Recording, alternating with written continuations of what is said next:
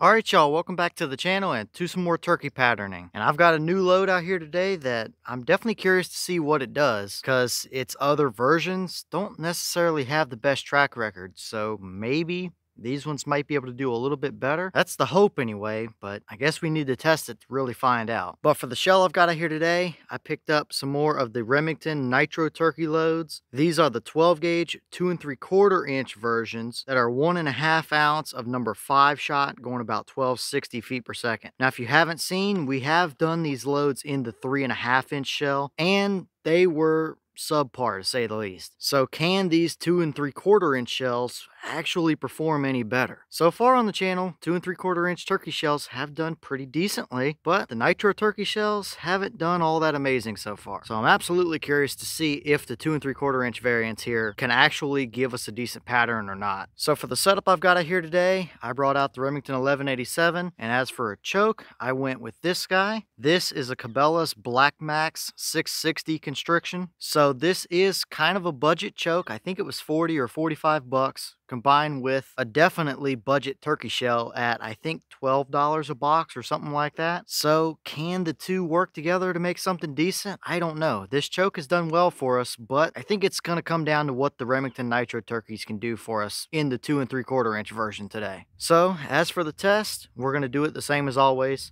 I have the turkey target set up downrange at 40 yards. I also have the chronograph, so we'll be able to see how close we actually get to their box claim of 1260. So let's get you guys set up with the view of this target, and we'll take our shot, look at our chrono, and then we'll go down and see how it actually performed. I don't necessarily have the highest of hopes for it, to be honest with you, but on the other hand, I hope it proves me wrong and we get a really good pattern out of a cheap turkey load like that. I have my doubts, but let's head over here and test it and actually see what happens.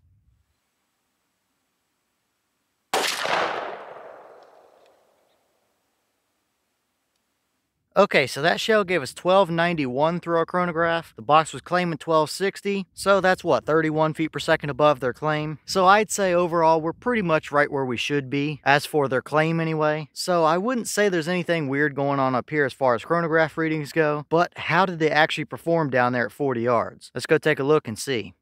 Alright, so now we're down here at our 40-yard paper, and this is what it gave us. Now, yes, we do have a dead bird. There are a couple pellets right in the head and neck area there that would have gotten the job done. Overall, though, I think our pattern was a touch on the higher side, but still good enough to get the job done. Now, this is a fresh pack of Birchwood Casey targets, and they must have very clearly changed the way they printed them or something, because the pellet holes don't show up nearly as well as they did on the other packs that I had, that's for sure. But if we back up and look at the rest of our pattern here, I think we can get kind of the story of what's going on. Now, right off the bat, yes, I would say that this absolutely did a way better job than the 3.5 inch versions that we've tried. But still, with that being said, I wouldn't call it anything impressive, that's for sure. I mean, I guess it's a relatively even area, kind of right across there, which is kind of the central portion of our pattern. So it's not bad, but it's definitely a lot more on the open side than what I would kind of prefer to see. And we do see a couple of flyers down there along the bottom, so it's not perfect. But overall here, yes, I would say it is an improvement over what the 3.5 inch shells did for us, but still,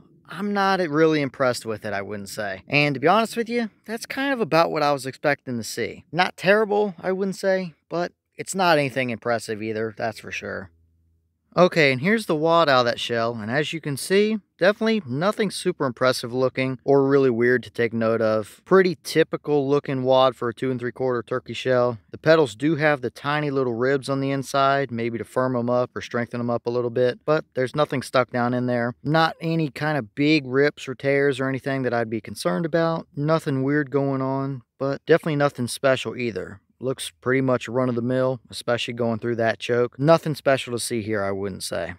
Alright y'all, well, what did you think about that pattern right there? It's definitely not a terrible pattern, I wouldn't say, but it's far from anything impressive at the same time. And that's kind of what I expected out of these. good enough to do the job, but definitely not anything impressive, and it still wouldn't be my preferred choice if I was going to the store to buy a turkey shell, that's for sure. But at the end of the day, so far they do seem to be better than the 3.5-inch version that we tried, so that's something, I guess. And this is only the first initial test we've done with one choke, so there might be another choke or setup combo that might work even better with these still. But as always, leave your thoughts and opinions about it in the comments. Is that about what you expected to see? Were you hoping for a little bit better? And if you've tried these shells, what kind of performance have you seen out of them? Let me know all that down in the comments, and let me know if there's a specific choke or setup combo that you might want to see these shells tested through that you think might actually work out pretty decent. But on that note, I've got some more testing to film for you guys, so I'm going to get back to it. As always, we have the channel Instagram as well as the mailbox where you can send stuff to the channel if you're interested. All that information will be in the description as always, but